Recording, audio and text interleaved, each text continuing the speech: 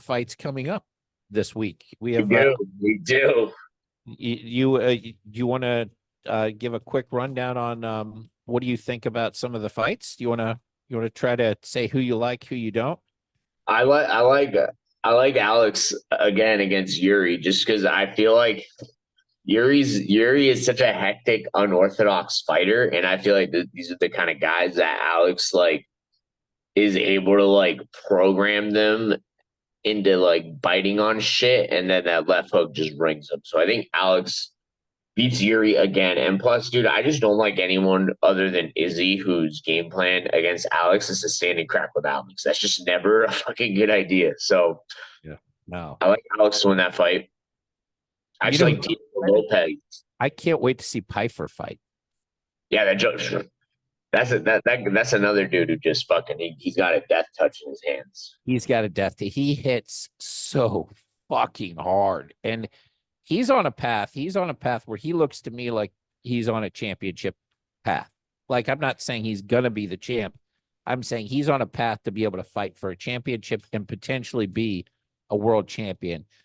Anytime you've got, dynamite in your hands like he has, and I think he's the one that beat the world record for the strongest punch and took it from Nagano originally. Yeah, he's a freaking 85er. It's He's an unbelievable. he's an 85er who hits like a heavyweight. Right. And but obviously with more speed. So I can't, I mean, I'm just gonna call, it's not a big prediction, but Pfeiffer by KO. I think that's a you can actually, for the next 3 or 4 of his fights until he gets into the top 2 or 3, By KO. standing order, Pfeiffer by KO is going to be my consistent on that one. And the fun thing with guys like that is just watching them fight. Because you know that there's going to be fireworks or the opportunity, the chance that it's going to end fast. So it's always exciting to watch people who can hit like that. Except for last week with the heavyweight fight. That wasn't very exciting at all. Yeah. It was not. But the fight that I'm most interested in that card is the Michael Venom Page Gary fight. Me too, 100%. Because I know that's got fireworks written all over it. I feel like get all things considered, all the bullshit outside of Ian. Ian is a very good calculated striker, Yeah. but this is someone where like how contrary to what I said about Alex, MVP is such an unorthodox striker, but in a good way. Like this dude can like man. Like we talked about Kevin, we both like Kevin Holland. I don't think people realize Kevin Holland's a top 10 welterweight in the UFC. Talent wise, yeah, And without question. Michael Venom Page literally was Mhm.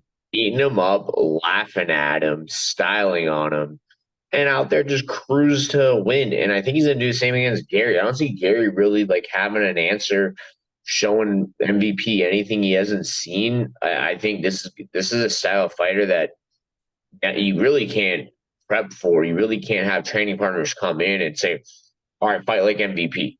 You You know, you can't. you can't. Holland is a top 10 fighter because he's an elite athlete. He's one of Yeah, the fastest, best athletes. He couldn't find MVP. MVP no, is so much faster than him. He just wasn't there. And Ian Gary's he's a weight bully. He's a big, strong guy. He's a very solid fighter on his feet. He's solid on the ground, but he's a weight bully. He's strong. He's not even close to as fast as Kevin Holland. right. And Kevin Holland can't find MVP. Ian Gary's not going to be able to find MVP at all. Yeah, I think this is going to be an embarrassing performance for Ian Gary. I see MVP, and I've seen a lot of these other MMA shows out there going, Ian Gary's better, he's stronger, he's going to win. The styles make fights. I think MVP makes him look stupid and kicks the shit out.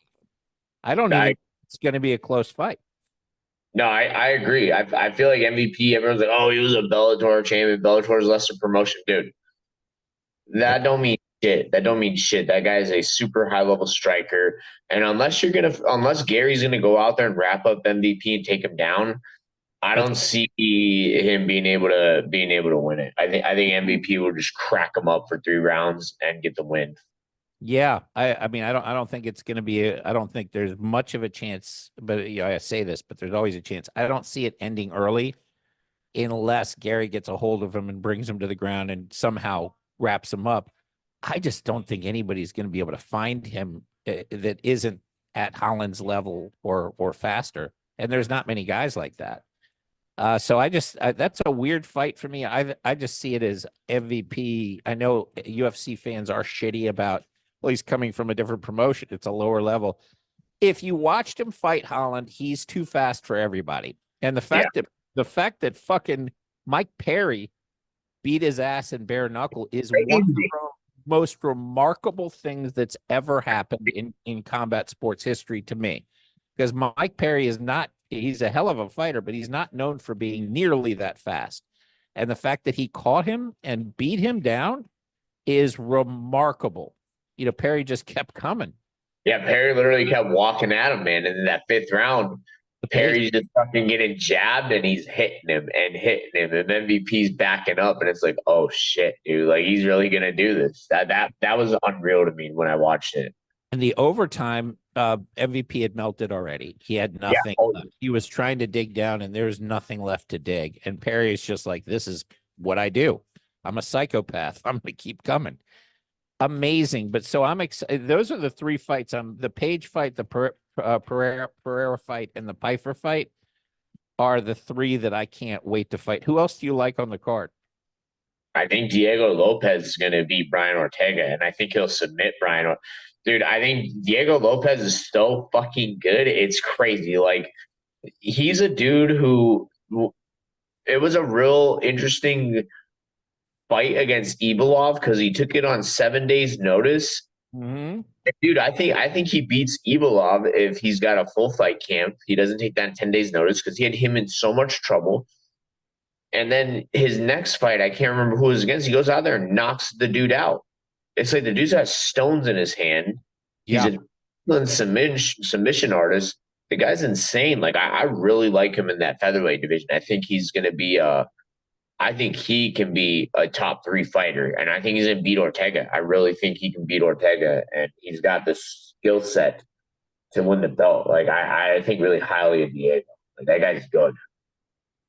Yeah, I agree. They're pretty evenly matched. It's basically a coin flip in Vegas, Yeah, and I think Lopez has the better skill set for that fight. That's a great call. Anything else stand? The fact that Arlovsky's still fighting it. 24 years in the UFC is fucking crazy. That's He's fucking he's crazy. fought in the UFC.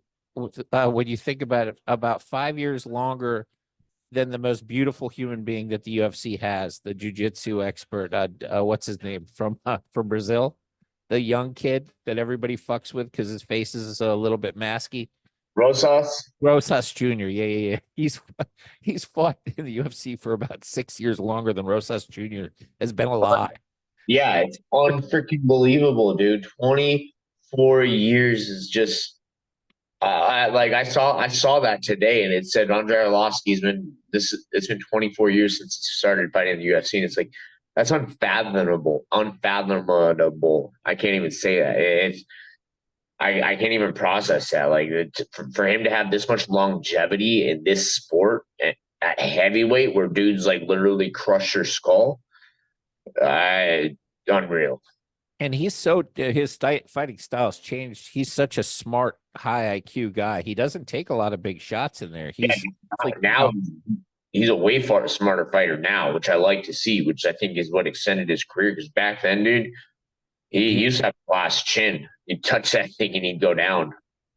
yeah, I see they put him against Bude, and I mean, it's probably going to be a boring fight, but I mean, you have to give the edge to Bude in that fight, Yeah. pretty significantly. You got youth and some power. I don't think Bude's one of the big crackers, but he can definitely, if he lands, it's like anything else. But finding Andre, it's not as easy as it sounds. The guy just stays out of a range and doesn't get hit anymore. It's pretty Right. remarkable watching him fight. How do you like? What do you know about Ricky Simon? That's the mullet dude who beat Charles Jourdain, I think. That dude's tough. He's fights out of American Top Team Portland. He's another tough. What is he? 45 or 35er? Let's see what that fight is. Let me see what he's fighting.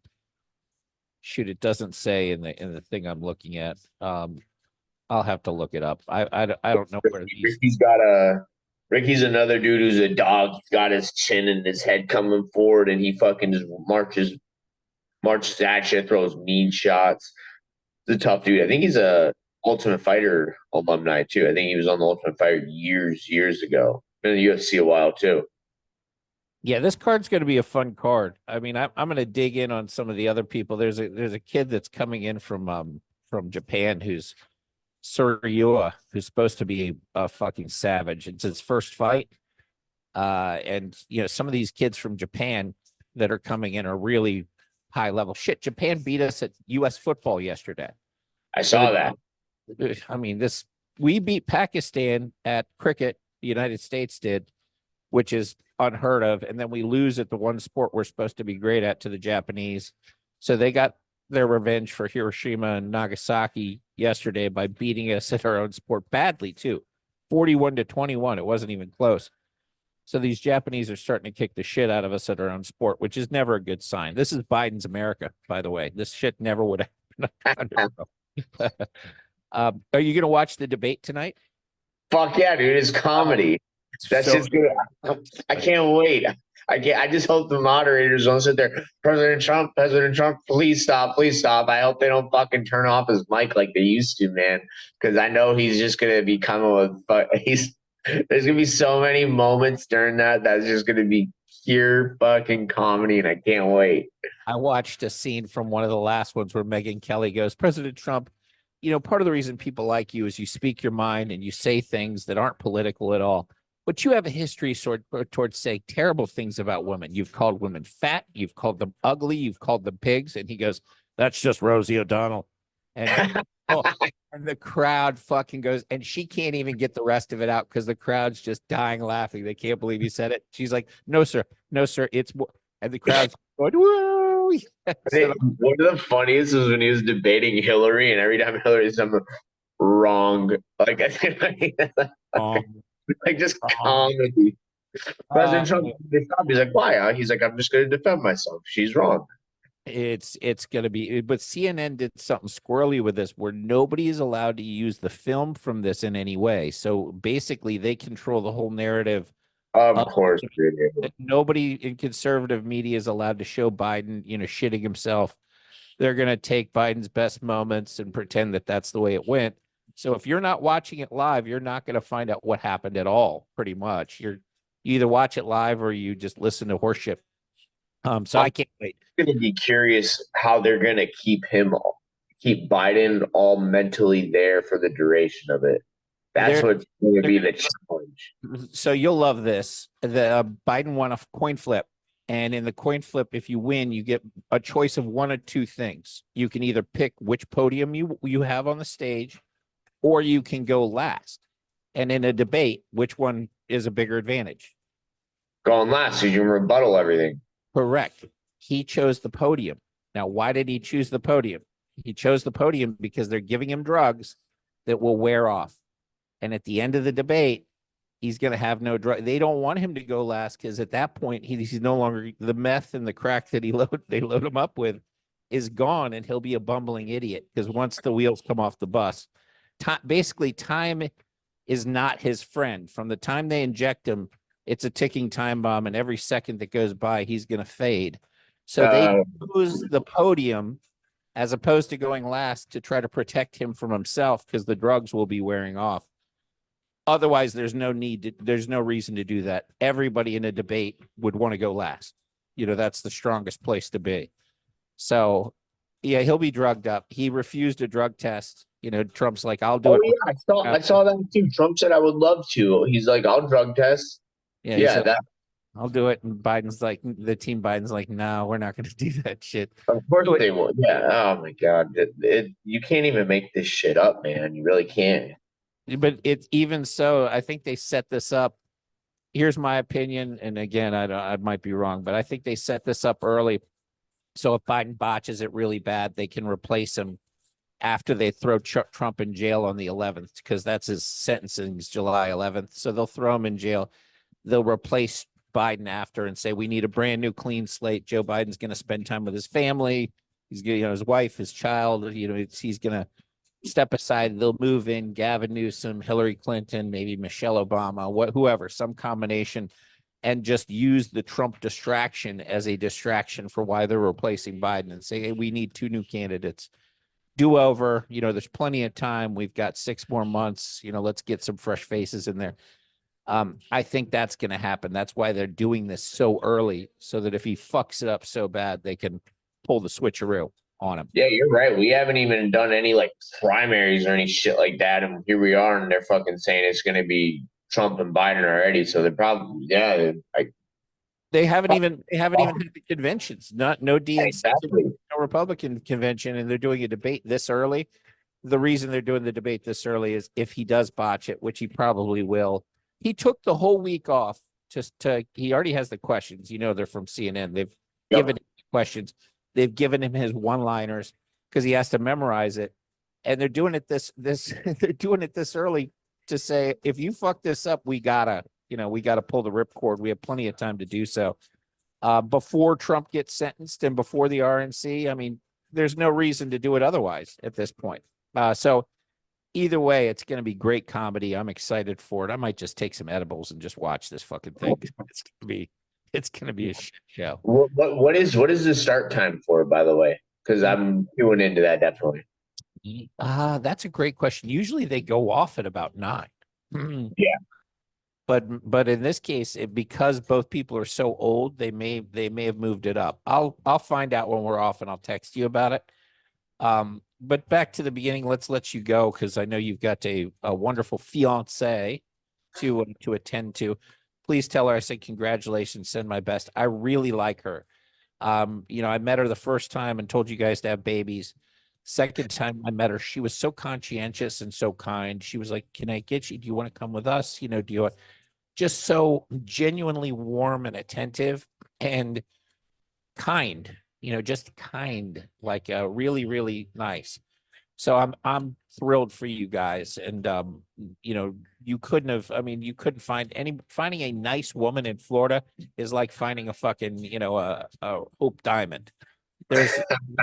They're all insta hoes down here. They're all showing their butt for like $1. So if you find a woman that's going to represent you that well and be there for you, that's a beautiful thing. So I'm thrilled for you on that front, and I look forward to getting our families together. You got to meet the big fat papa live one of these days. I need to, man. I need to soon. Yeah, we'll make it happen one of these days. When you're going up to Kaizen, I'll coordinate because he gets up at like noon. If you're ever there around noon, we'll just shoot up. Let him see the gym. Let you see his fat ass come in there and just start getting violent. He loves violence. I'm like, dude, he hit me with a golf club the other day. It hit me hard. I'm like, what the hell did I do? He's like, I got you. I'm like, all right, dude, put the fucking golf club down. We're not gonna play that. We're not gonna play this shit. I go, don't you want to get along right now instead of fighting? He goes, no, I want to fight. And I'm like, oh, I'm just trying to watch TV, dude. I'm not trying to have a 3-year-old hit me with a 9-iron in the shit. Yeah, come and fucking load up, play chip wedges on you. It hurt like a motherfucker. You gotta be ready. That feels good. Yeah, it did not feel good. So I love you, man. I'm really, really proud of you. Things are going better than planned. They're progressing. If you stay at this level, it's going to be a problem. If you continue to improve like you have, I mean, where the fuck is this thing going to go? I don't know, but somewhere great. And it's manifesting itself in the ring. It's easy to see. It's tangible. It's real. And this is happening. You're becoming a world-class fighter, and it's happening right before our eyes. So thankful that we're here. God bless you. God bless your family. And let's do it again. Let's do it again soon. Definitely, brother. Love you, Eric. And I'll be talking to you real soon, brother. Love you too, man. Have a great day. Bye-bye. You too, man. Talk to you soon.